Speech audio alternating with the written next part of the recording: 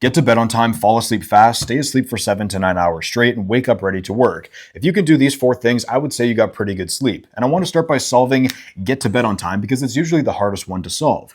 There's something out there called revenge bedtime procrastination. And what this means is that most people feel like they don't have enough control over what they do during the day. They get up, they go to work, their boss is yelling at them to do a bunch of different tasks. They go home, they have chores to do. They never really have the opportunity to do the activities or spend time with people, do the things that they want to do. And so at night, when no one else is there to tell them what to do with their time, guess what they end up doing?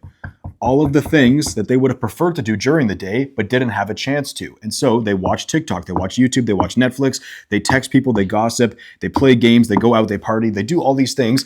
That gets them to bed later. And then they wake up at the same time and wake up tired and wonder why. So this is revenge bedtime procrastination. How do you solve this and how do you get to bed on time? I actually have a full system for this that I'm going to show you right now.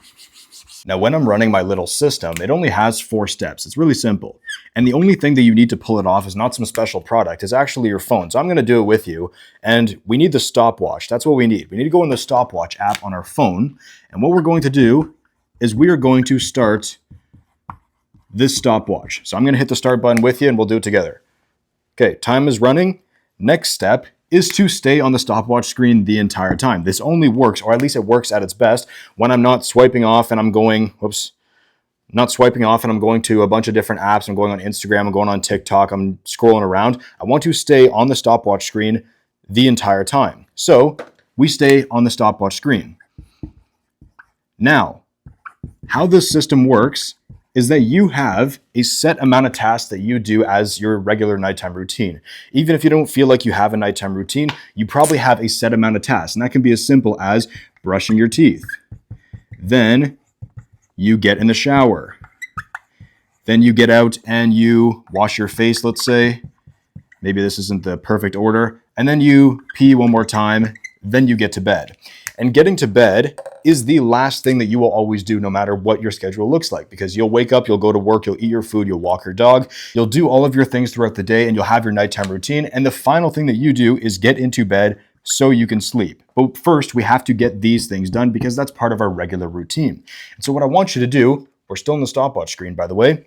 Now we're going to do our regular nighttime routine. Nothing about your life is going to change when you start the system. It's very, very easy to implement. So we start our routine, and I'm going to start by doing the first task, which is brushing my teeth. So I brush my teeth. Brushing your teeth takes around, 2 minutes? Once I'm done brushing my teeth, so let's just say I finished brushing my teeth, and I'm going to move on. Before I move on, this is step 3, I want to hit the lap button. Now, what does the lap button do?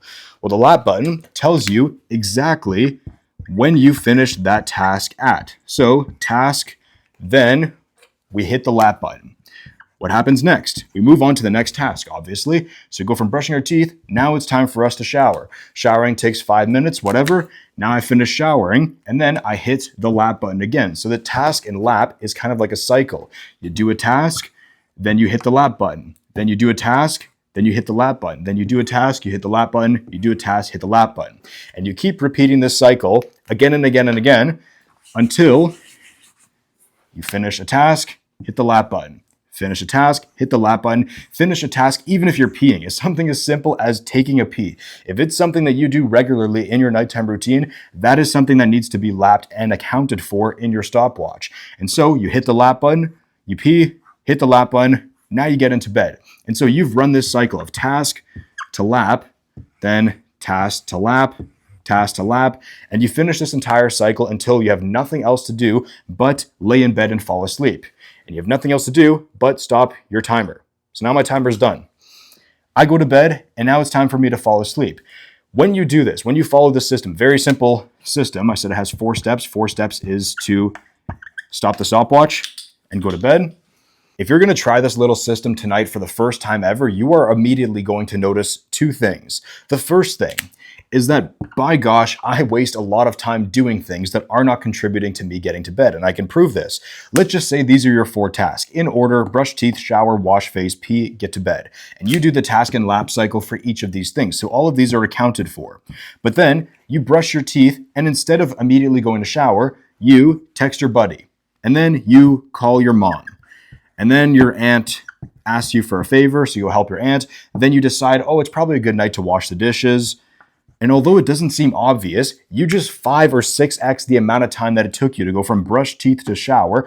And this is a pretty easy task to go from brush teeth to shower, but instead you decide to do all these different things in between that were not accounted for. If you've ever heard anybody say it's 9 p.m. right now and I want to be in bed by 10 p.m., but then they do 90 minutes worth of work, then no matter how fast they move, they're always going to be in bed later. And so doing all of these things, although they seem like small little tasks, and maybe they even seem like they're necessary, that's one of the biggest things, is you start doing things that you think are necessary but don't actually get you to bed earlier. And so if getting to bed on time is something that's really important to you, do only the things that will get you to bed faster. And that means avoiding these tasks. And as sad as it sounds, maybe you deny a request of a favor from somebody else. If somebody asks you for a favor, you just don't respond. As sad as that sounds, maybe that's what it takes. Because if other people are banging down your door and asking you for favors all of the time, then it wouldn't make sense to always say yes and be a yes man for these people if it means you're going to be in bed late every single night. So the first thing you'll always notice is that no matter how fast you think you are getting to bed, I said there was 2 things that you'll always notice. The first is that you do things that do not contribute to you getting to bed on time and can 2, 3, 4, 5x the amount of time in between each task that you do. The second thing is that when you do this for the first time, that stopwatch is going to give you an exact amount of time. So let's just say I stop my stopwatch and it says, let's say 42 minutes and 51 seconds. So basically 42 minutes to complete all of these different tasks. If I know it takes me 42 minutes to get to bed and my target bedtime is, let's say, 10 p.m., that's my target bedtime is 10 p.m. tonight, guess when I stop doing all of my work, stop hanging out with people, guess when I stop doing everything to start getting ready for bed? 10 p.m. minus 42 minutes, 9:18 p.m. is when I start getting ready for bed on time, right? So if you want to get to bed on time, it's not my bedtime is 10 p.m. It's currently 9:50 p.m. I'm going to do 40 minutes worth of work and be in bed within 10 minutes. It's not how it works, right? You have to give yourself the allotable amount of time that you need. And you only find this out by tracking the amount of time it takes you to do these tasks. And so if it takes you 42 minutes to do your nighttime routine, set an alarm for 42 minutes before your target bedtime. In this case, it'd be 9:18 p.m.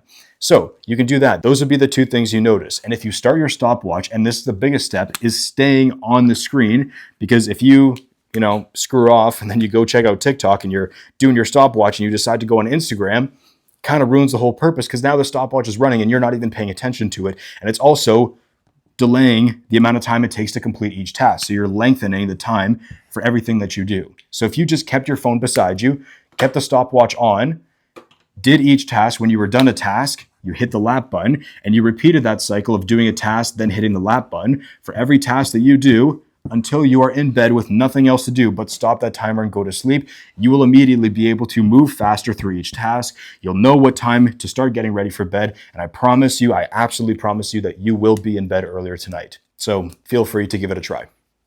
Get to bed on time, fall asleep fast, stay asleep for 7 to 9 hours straight, and wake up ready to work. These are the 4 steps to getting good quality sleep.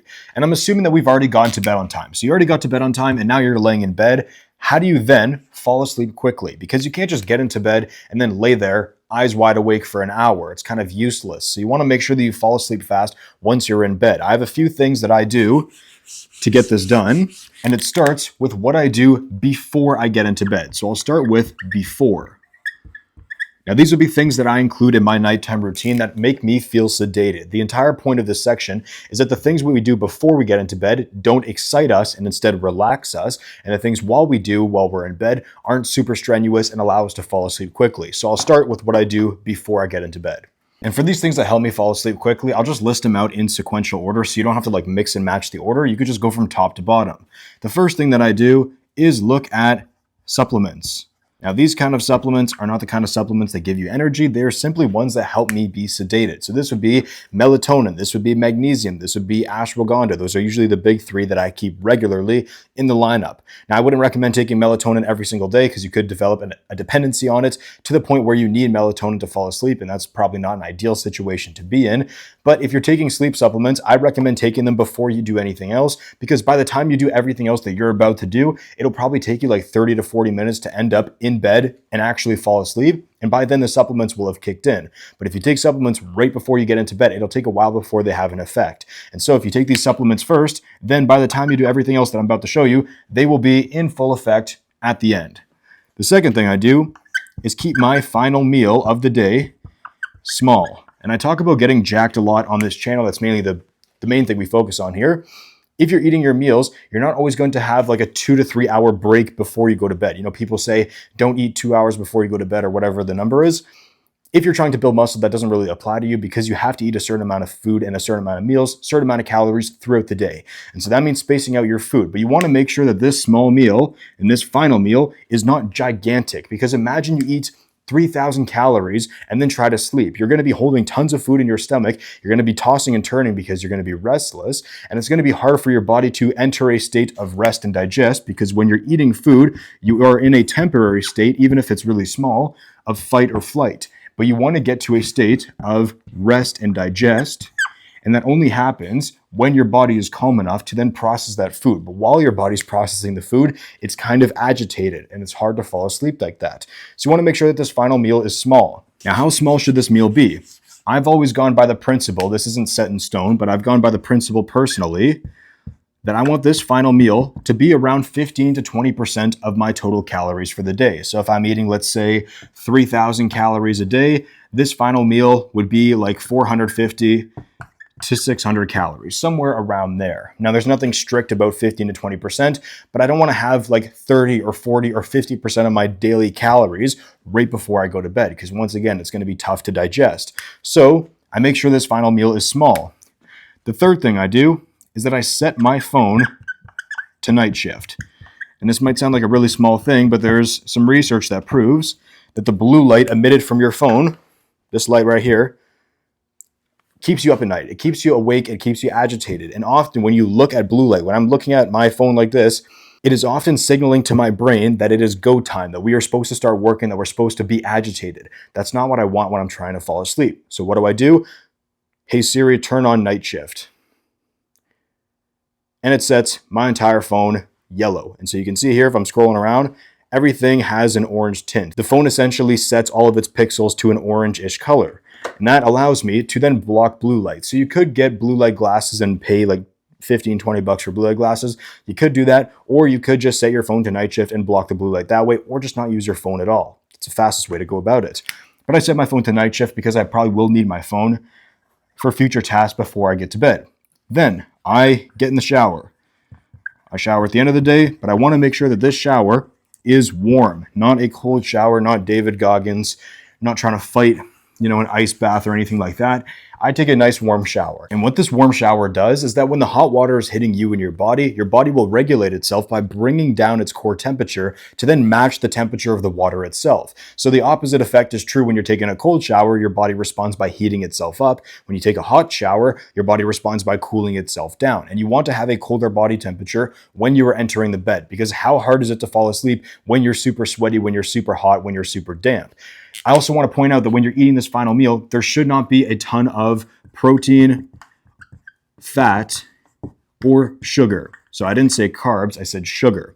And so if you're eating a final meal and you didn't get a lot of protein in that day, so you try to stack it all in at the final meal of the day, number one, that meal is probably going to be really high in calories because you have a lot of protein in there. But also, protein and fat have the highest thermic effect of food, meaning how many calories does it take your body to actually digest? Like how many calories do you have to burn to digest protein and fat? Protein and fat have the highest TEF out of all the macronutrients. In fact, carbs is significantly lower. So it probably makes sense that your last meal is something really easy to digest and process, like rice, like pasta, like a couple of fruits, like oats, and maybe include some protein in there. But you don't want to have a bunch of oily burgers and fries, tons of fat foods like nuts, peanut butter, avocados, or tons of protein as well. If you're trying to have protein shakes or a bunch of chicken or beef right before you go to bed, doesn't make sense. And so maybe you make yourself like a small sandwich or oats or granola or something like that to fall asleep quickly. Then, when you're taking this warm shower, after you get out, I would recommend that you pee. And the reasoning for this is that I look at peeing the same way people look at training. I want to train to failure. I also want to pee to failure. I want to pee till absolutely nothing comes out. And that might be a bit of a TMI for you, but the truth is when you're going to bed, one of the biggest things that's going to wake you up and keep you up throughout the night is you peeing. So it makes sense to limit the amount of water that you drink in this final meal. So that's probably something I'll put here, is limit water intake. And I'll talk about this pretty soon. But limiting the amount of water you take in, because again, if you didn't, like your protein, if you didn't drink a lot of water throughout the day, and then your final meal, you're like, oh, I'm actually really thirsty, I'm going to drink tons of water right before I get into bed, then the likelihood that you pee is super high. So you want to make sure that you limit your water intake. And I go about half. So if I usually drink around 500 milliliters of water during a meal, I'll cut it down to around 250. And when I drink this water, I don't want to make sure that it's just regular water. I want to ensure that I have some salt or some electrolytes or something in here that's going to help me retain my fluids better. Usually it's going to be some electrolyte supplement because sodium holds onto water, and therefore your body will have a better ability to hold on to the water that it has rather than just peeing it out. So that would be one of my other things. But make sure to actually pee and try to get all of the pee out so then you lower the chance of you having to wake up to pee again. That's what I do. That is my entire system to what I do before I get into bed. Now this stuff helps sedate me before I get into bed, but what happens while I'm in bed? Moving on to the things you can do while you're in bed, the first thing is to block out all light and all noise. And this sounds really obvious, right? Don't have any noise, don't have any light, except most people don't make an actual effort to try to block out either of these things. And by lights, I mean things that are shining from the outside into your room or things that are already in your room that emit light. Both of these should be completely removed, as is noise. I mean, if you're living with other people in your house or if people are dropping things or cars are driving by your building, again, noise and light should be completely eliminated. How do you eliminate light? You do this by having blackout curtains or sleeping in a room with no windows, but you have to get blackout curtains if you do have windows, and also by eliminating other devices that emit light. And this can be as simple as a light that's in another room that kind of shines in and kind of creeps in, or a charger that you plug into the wall that emits like a small little green light. The smallest things like that, your brain can still pick up that there is light going on inside of the room, and it makes it less likely that you'll fall asleep quickly, so eliminate it. And this can be as simple as putting like a sock or something in your room over the light emitting object, so the light emitting object doesn't emit any more light.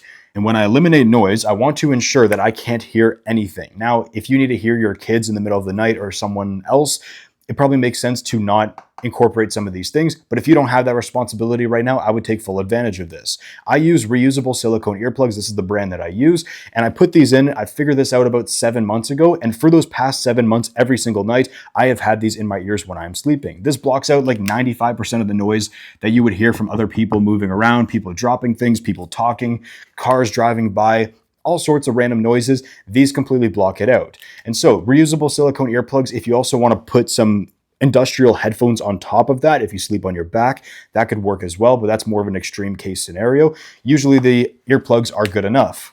The second thing I do is get a weighted blanket. Now, I'm not somebody who considers myself someone with depression or anxiety or any of those mental health diseases or anything like that. I don't have that kind of stuff. So I don't get a weighted blanket for the sake of therapy or whatever the original use case was for it. I actually get a weighted blanket to weigh myself down because I'm somebody who moves around a lot in my sleep. Sometimes I wake up upside down on the floor in other areas and I don't know why. So I got a weighted blanket, and the formula for a weighted blanket is around 10% of your body weight. I found this to work really well. So if I'm, let's say, 220 pounds, I probably want to get a blanket that is around 22 pounds, and you can use this formula for yourself. This blanket just keeps me in place so I don't move around and wiggle a lot, and if I'm still, I'm more likely to fall asleep quickly and more likely to feel relaxed when I am in bed. Number 3, you want to have your room temperature colder than what your normal average body temperature is. I know the average body temperature is like around 98 degrees Fahrenheit or something like that. And so setting your room to a colder temperature means that it's going to be more relaxing for you rather than heat you up. And so the same way we would with a warm shower, we don't want to take a cold shower, spike our energy and cause our body temperature to rise as a response. We want to take a warm shower and then cause our body temperature to drop. And so having a colder room will contribute to that. It's also way easier to fall asleep. A little thing about the lower room temperature is that maybe 60 to 72 degrees isn't a perfect range for you. So you probably want to lower it to a temperature where you'd be cold without your sheets. So if you were to throw your sheets away and you're just you in the bed, are you cold? Yes, then that's probably a good room temperature for you. Leading on to that, number 4 would be to sleep naked. So sleep without pajamas. Again, sleep without socks, especially. I don't know why some people sleep with their socks. I think that's a thing some people do when they're older.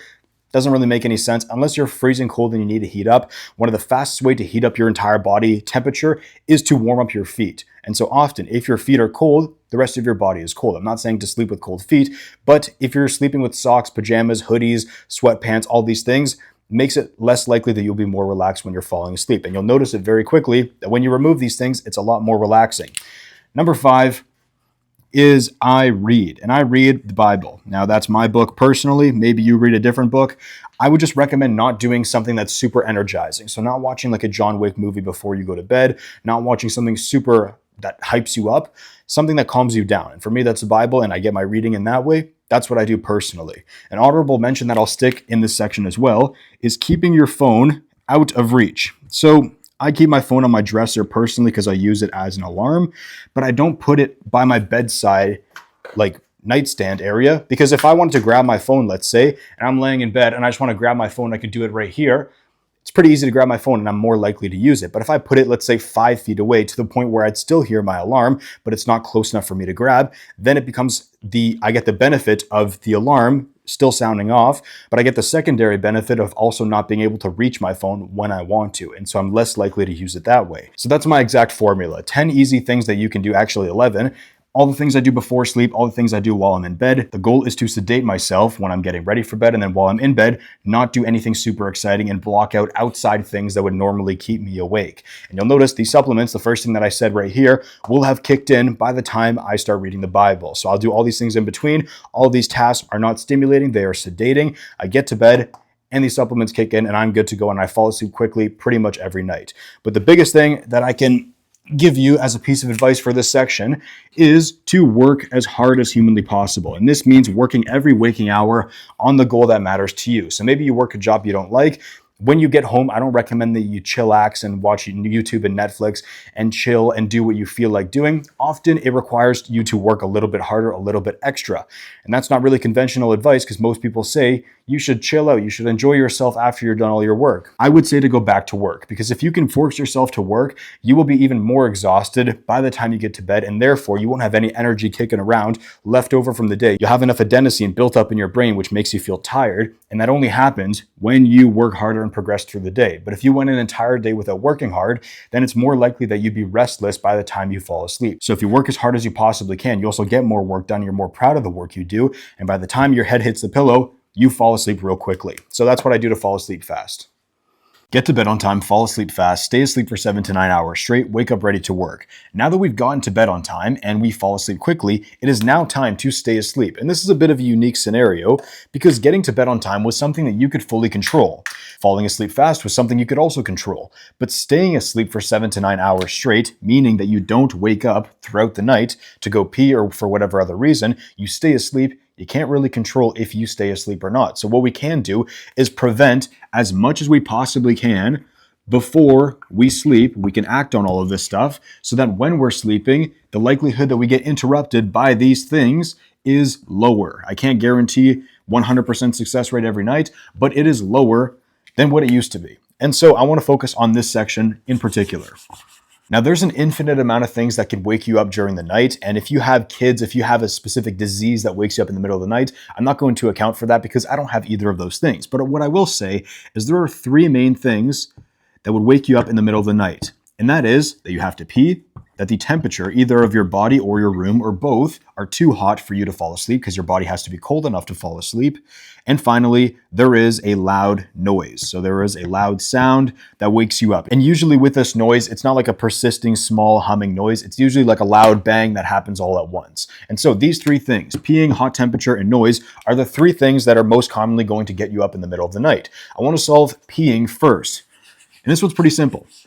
When I have my final meal, I try to keep my final meal to around 15 to 20% of my total calories because I don't want to have a lot of calories right before I go to bed because it's hard to digest and it raises up your body temperature a significant amount if you're taking in a lot of food at once. So I front load my food for the entire day and my last meal is very small. As with my last meal, I also want to have a small amount of water. So the first thing that I do is limit my water intake. And I do this to about half of what my normal water intake is on a normal meal. So if I were to have, let's say, 2 cups of water like this in a meal, maybe I shorten it to 1 cup. So I have like half of it. But when I'm drinking this water, I want to make sure that this is not just normal water because my body can pass through it. I can pee that out really easily. So instead, I want to have fluid that can be retained within my body. And the easy way to do that is to have some sodium within that water. And that can be as simple as having some salt.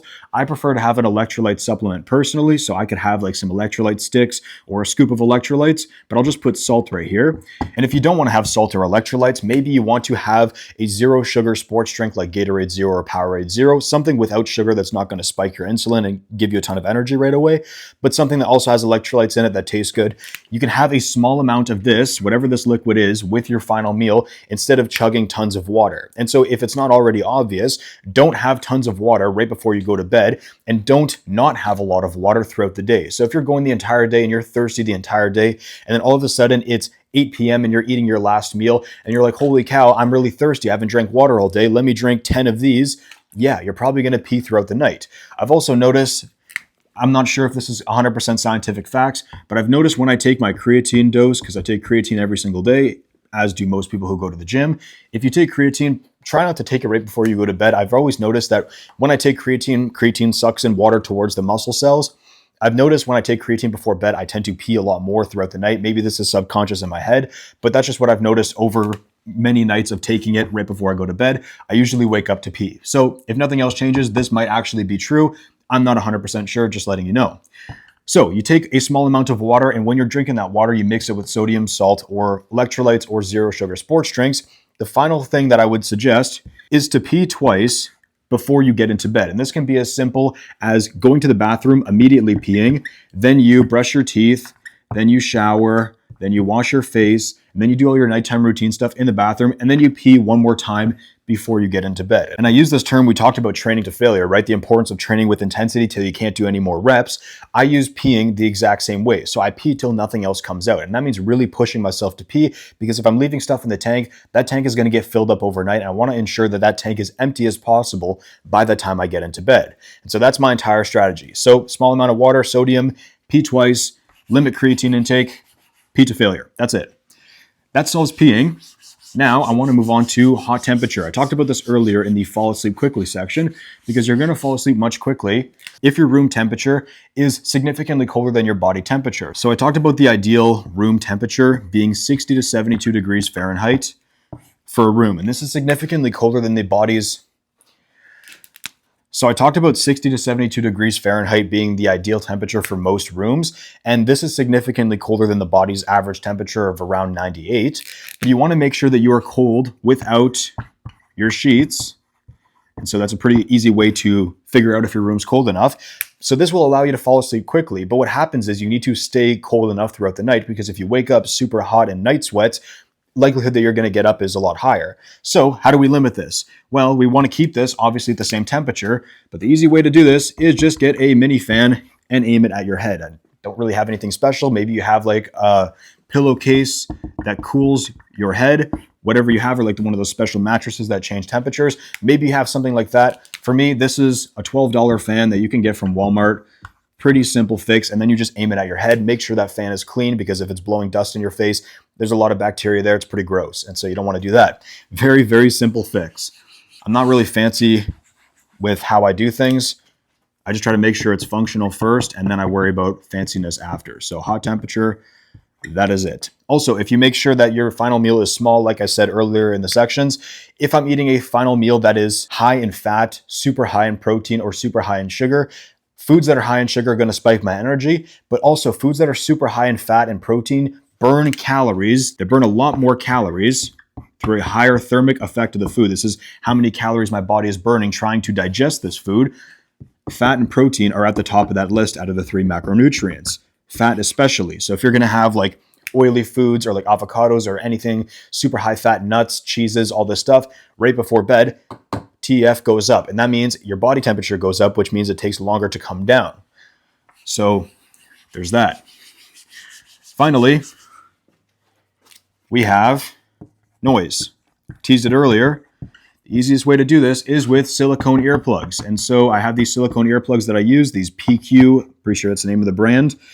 These earplugs are silicone, they're completely reusable. And so I can use these for like 3 to 5 nights in a row, wash them, and still get like another 2-3 nights out of them. So for every pair, you can easily last a week with them, and they come in like packs of 50 pairs. So it's pretty sweet. So basically, these silicone earplugs will block out, like I said, 95% of the noise that you would typically hear. And if you want to get a little bit extra with it, you put the industrial earmuffs on top and then you can't hear anything. So that's my entire strategy for staying asleep without interruptions. Now, like I said, staying asleep is the one thing that you can't really control. So when you go to bed, you can always control the time you get to bed at, how fast you fall asleep, what you do when you wake up, but you can't really control what happens when you're sleeping because you're unconscious. And so the best thing you can do is do all of the right things before you get to sleep, and then hope that while you sleep, you're calm because you handled the things that you were supposed to do earlier. But if you don't do these things, then they tend to show up on the back end, and that's not exactly what you want. And I think that covers our third section. So that's how I stay asleep for 7 to 9 hours straight. Get to bed on time, fall asleep fast, stay asleep for 7 to 9 hours straight, and wake up ready to work. So now you got to bed on time, you fell asleep quickly, you stayed asleep from the time you went to bed the entire night. Now you woke up. And so we are right here. We are on step 4. Why is this an important step in the first place? Why am I bringing this up? Well, if you look at this cycle, because this is a cycle essentially of you getting to bed on time, falling asleep quickly, staying asleep for 7 to 9 hours straight, waking up ready to work, and then having your entire day up until you have to get to bed on time once again. This is a virtuous cycle. This is not a vicious cycle where you are constantly punished. If you get to bed on time and you fall asleep quickly and you can stay asleep the entire night, you probably got really good sleep. That means you'll have a lot of energy for the entire day that's coming up now. But if you wake up first thing in the morning and you ruin your morning by not being productive, by wasting your energy on things that don't matter or people that don't matter, and you end up doing things that do not drive you towards your goals, you are less likely to then work harder throughout the day and have a reinforcing loop that allows you to get to bed on time. Or maybe you just skip sleep overall to work more because you didn't feel like you worked hard enough during the day. So we have to wake up ready to work first thing. And so this would be my entire morning routine to get me productive for the day. That's what this section is. So let's talk about it. I think what a lot of consistency is not just being consistent, but having momentum. Because if you have momentum in a crap direction, you are more likely to keep going in that crap direction. But if you have momentum in a good direction, it's pretty hard to fall off. So when we wake up ready to work, what does this look like? Well, we first want to look at the things that would deter us or ruin a morning. And the first thing that would ruin your entire day, if you were to do this first thing in the morning, is check your phone. You wake up and you go check your phone, you go check social media, you check your messages from other people. Other people are arguing with you in comment section, and you read that first thing. That then sets the mood for your entire day. This is not like some spiritual, like ooga booga thing that I'm doing here. If you genuinely wake up with something negative or something that drains your energy, it's pretty hard to get it back in the morning. And you might have noticed this, that if you wake up and you work right away and you get to work on things that actually matter to you, you enjoy your days a lot more. So it would make sense to do that. But first, we have to wake up. I wake up, I thank God that I have another day. And then the second thing that I do is I immediately drink water. Even if I feel like I have to pee, I will still drink water. And the reason for this is I want to start because I haven't drank water in like 8 to 9 hours since I've been sleeping the entire night. So I drank a decent amount of water. This is actually pretty indicative of how much water I actually drink first thing. So about 2 cups worth. And I usually have some electrolytes in here so it tastes good. So I get it down easy. So drink water, that tastes good. That would be the second thing. I know these sound like little things, but if you start piling them together, I promise your mornings are going to be like crazy good. You're going to actually enjoy your day. The third thing, go pee, right? You haven't peed in 8 to 9 hours. It makes sense to go pee. The fourth thing is to get dressed, right? You don't want to be stepping out naked. Get dressed in your regular clothes. Then fifth, get outside. This is my exact method. So that's my entire morning routine. And you'll notice this entire 1, 2, 5 process, these 5 steps take me a combined 2 minutes to do all of these things. And so within 2 minutes, I'm ready to start my day. Now, beyond this point, this might differ from person to person, but most people's morning routine, I think, should look just like this. Try to get outside, get some vitamin D, get some sunlight in. Usually natural light, natural sunlight wakes you up a lot faster than looking at a phone or looking at like an electronic light. And so if you wake up and you get the sun right away, it's usually a pretty good thing that spikes up your energy. Then after that, like I said, your schedule might look a little different. I prefer to eat right away.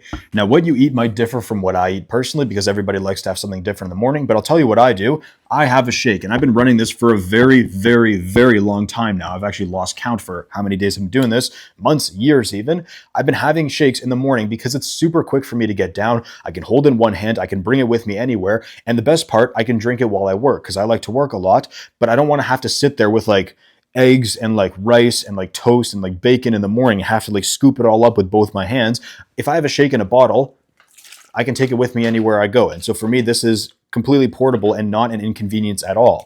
So I have this shake. But how I set up this shake is I put all the ingredients, and usually this is as simple as having water, protein powder, and fruit. So I'll put strawberries because that's what I've been doing recently. That is it.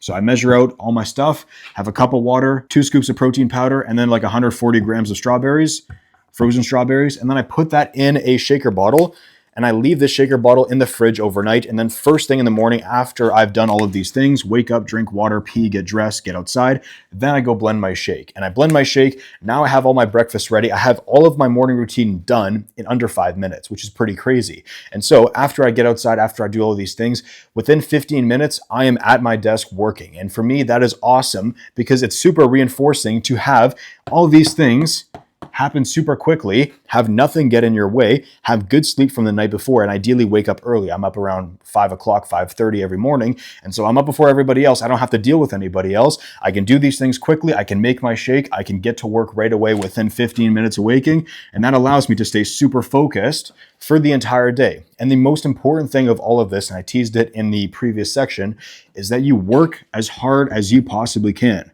So what does hard work actually look like? Because hard work is not just working hard.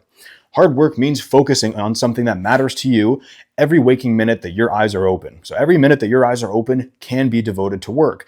Now you have other things to devote your life to. You have your family, you have your kids maybe, you devote your time to other activities, you eat your meals, you go work out, you spend time in the shower. There's a whole bunch of things that people do.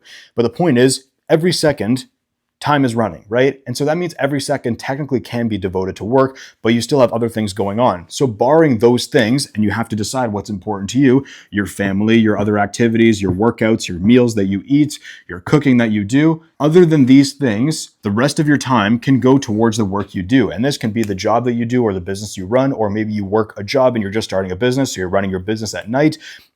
You can work, right? You can work pretty hard. Guess what happens when you work really hard? You tend to get really good at the work you do. That makes the work, as you're getting better at it, more enjoyable, which means you'll do it more. And as a result of these 3 things, you go to bed crazy tired because you're exhausted from all of the work you do, but you got better, the work got more enjoyable, and you can do more of it. Then you get to bed super tired, you fall asleep quickly, assuming that you get to bed on time, you fall asleep quickly, then you stay asleep because you've done all the right things in these videos so far, and then you wake up with this cycle again to wake up, drink water, pee, get dressed, get outside, make your shake, get to work. And that has been my life for the past few months, since I've been incorporating this routine, because I was wondering why I felt so tired in the mornings and why I didn't get much work done early in the morning when I should be the most productive. It's because my morning routine took too damn long. I was taking way too long to get to work and therefore delaying what could have been done much earlier. So I boiled it down to the complete essentials in a morning routine, and this is exactly it for me personally.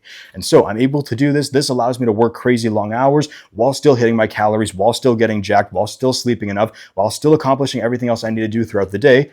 But I also get way, way better at the work I do. So you can progress in getting jacked and getting big arms while also progressing equally or even more at the work you do.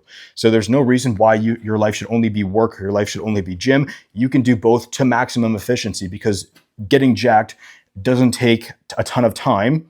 And it usually requires most of the things that would allow you to stay productive during your work anyways, like keeping your energy up by keeping good fitness, by eating clean foods, by eating enough calories so you're not exhausted, by sleeping enough. These things get you jacked. And so these things also help you get good at work. So you can do both at once, which is pretty cool and get both benefits. So that's exactly how I wake up ready to work.